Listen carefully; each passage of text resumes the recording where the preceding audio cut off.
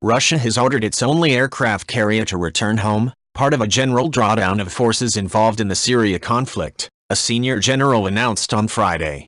The carrier, the Admiral Kuznetsov, was sent to the eastern Mediterranean in the fall to mount airstrikes and other missions in support of forces loyal to President Bashar al-Assad of Syria. But the voyage became more of a show of force than an actual extension of it.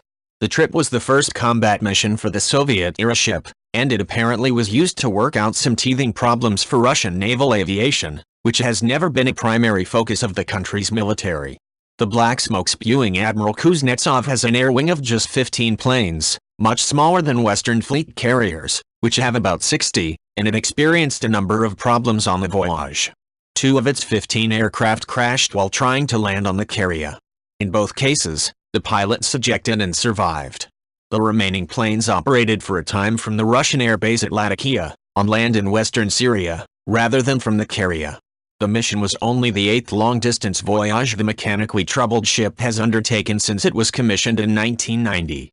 During a military exercise in the Mediterranean in 1996, its distillation equipment broke down, leaving the crew of 2,000 short of potable water. The American Navy came to its aid.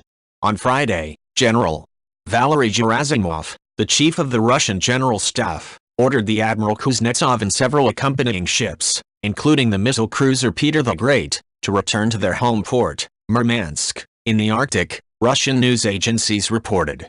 The general was quoted by the Interfax news agency as saying that the Kremlin was starting to downsize the grouping of armed forces in Syria at the direction of President Vladimir V. Putin.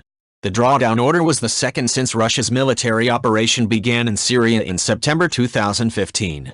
The first came last spring, and was followed by some well-publicized homecomings for Russian pilots, but it resulted in little real change in the Russian military stance in Syria. Mr. Putin ordered a latest drawdown after a nationwide ceasefire in Syria took effect on Dec. 30. The truce has not halted all fighting in the country, and it does not apply to actions against the Islamic State or other terrorist groups. The carrier's return trip to Murmansk is expected to take about 10 days, the Russian military said. If you like this video, please leave a like and subscribe.